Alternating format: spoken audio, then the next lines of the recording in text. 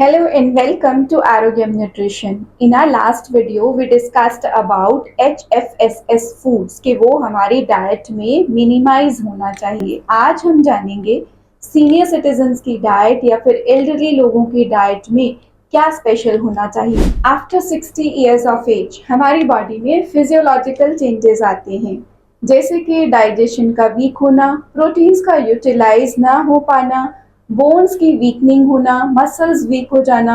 ये सब चेंजेस 60 के बाद बहुत प्रोमिनेंट हो जाते हैं। बॉडी कॉम्पोजिशन ऑल्टर कर जाती है। आई मीन जो हमारा ratio of muscles to bones to fat होता है उसमें ऑल्ट्रेशंस होनी शुरू हो जाती हैं, which proves to be negative for a human being. इसके साथ साथ 60 की एज के बाद एवरी ईयर आपका 0.7% मेटाबॉलिक रेट जो है वो कम हो जाता है। सो एल्डरली लोगों की डाइट में कैलोरीज कम बट माइक्रो न्यूट्रिएंट ज्यादा होना चाहिए as compare to a person who is in mid life. अब क्वेश्चन ये आता है कि अगर एल्डरली लोगों की डाइट जो है वो nutritionally it is very sound और वो फिजिकल एक्टिविटी करते हैं तो उसके उनको एडिशनल क्या क्या बेनिफिट्स मिल सकते हैं। In the elderly population regular physical activity, healthy food choices and balanced diets have the potential to reduce the risk of most of the diseases like osteoporosis यानी कि bones की weakening, diabetes, cardiovascular diseases जैसे कि stroke and heart disease, and certain neurological problems like Parkinson's, dementia, as well as muscle wasting जिसको कि sarcopenia भी कहा जाता है। For healthy aging and to reduce health risk, minimize or avoid highly ultra processed and HFSS foods. यही same चीज हमने अपनी लास्ट गाइडलाइंस में भी डिस्कस किया है कि जितने भी foods high in fat, salt and sugar हैं, प्रोसेस्ड हैं, वो एल्डरली को तो बिल्कुल ही नहीं लेना है, बल्कि किसी को भी कंज्यूम नहीं करना है। इन केस अगर कंज्यूम करते भी हैं तो दैट शुड बी मिनिमाइज्ड। सो अब क्वेश्चन ये आता है कि एक एल्डरली पर्सन की डाइट किस तरह की होनी चाहिए, उसके कॉन्स्टिट्यूएंट्स क्या क्या होने चाहिए। Elderly population is advised to consume foods rich in proteins, calcium, micronutrients, and fiber every day apart from cereals and pulses, at least 200 to 400 ml of low-fat milk or milk products, a fistful of nuts and oil seeds, and 400 to 500 grams of vegetables and fruits are recommended. So the guidelines are almost similar as for adults.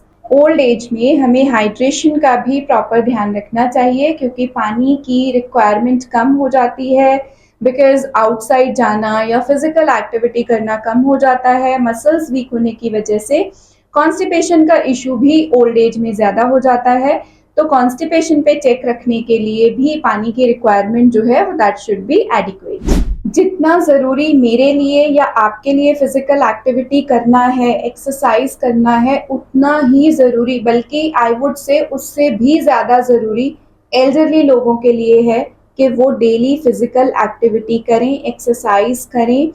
Even weight training is recommended for them. अब physical activity क्यों ज़रूरी है, उससे क्या क्या benefits उनको मिलेंगे। It's very clear that regular physical activity helps to maintain muscle mass, bone density, maintains body weight, improves brain function, and also reduces the risk or progression of degenerative diseases. Next इसमें figure 16.1 जिसमें कि एक elderly mail की diet के बारे में पूरी details दी गई हैं कि ब्रेकफास्ट, लंच, डिनर और इवनिंग स्नैक में हमें कितना सीरियल्स, कितना प्रोटीन ऐड करना है। इस चार्ट का आप स्क्रीनशॉट लेके इसको सेव कर सकते हैं फॉर द रेफरेंस कि डाइट कैसी होनी चाहिए। नेक्स्ट इज फिगर 16.2 जिसमें एक एल्डरली फीमेल की डाइट के बारे में डिस्क्राइब किया गया है कि इसमें कैलोरीज कितना होना चाहिए। कैलोरीज अप्रॉक्सीमेटली 1530 यहाँ पे मेंशन किया गया है and protein should be around 56 to 60 grams. Breakfast, lunch, dinner and evening snacks में कितना सीरियल्स, कितना प्रोटीन, पल्सेस कितना होना चाहिए, ये सब इसमें बहुत डिटेल में दिया गया है। If you want to take the screenshot, you can take the screenshot for future reference. ये सब जो डिटेल्स यहाँ पे मेंशन की गई हैं, that is for a normally nourished elderly person, I mean जिसको कोई भी मेटाबॉलिक डिसऑर्डर या फिर कोई भी मेडिकल इश्यूज नहीं है। ये एक नॉर्मल हेल्दी इंडिविजुअल के लिए है, लेकिन इसी डाइट को आपको मॉडिफाई करना होगा in case if you have associated medical conditions. Elderly लोगों के लिए भी अपने बीएमआई को नॉर्मल रेंज में मेंटेन करना उतना ही इम्पॉर्टेंट है जितना मेरे लिए या फिर आपके लिए है, क्योंकि उनका डिजीजेस का रिस्क इससे काफी हद तक कम हो जाता है। In nutshell we can say कि हेल्दी एंड ग्रेसफुल एजिंग के लिए डाइट और फिजिकल एक्टिविटी दोनों ही बहुत इम्पॉर्टेंट है कि हम पूरा ध्यान रखें कि डाइट जो है वो कैलोरीज कम हो लेकिन माइक्रो न्यूट्रिएंट्स उसमें बहुत ज़्यादा हों, और फिजिकल एक्टिविटी में थोड़ा अपने अपने लेवल के अकॉर्डिंगली वेट ट्रेनिंग ज़रूर इंक्लूड करें to maintain the muscle mass. जितना ज़रूरी आपको अपनी डाइट में कैल्शियम, प्रोटीन और फैट्स का ध्यान रखना है, उतना ही ज़रूरी है आपके लिए अपनी मेंटल हेल्थ का ध्यान रखना। हंसते हंसते कट जाए रास्ते, इसके लिए लाफ्टर थेरेपी भी बहुत इम्पॉर्टेंट है। हंसते रहिए, मुस्कुराते रहिए और गाइडलाइंस को फॉलो करते रहिए। That's all for today. मिलते हैं नेक्स्ट गाइडलाइंस में।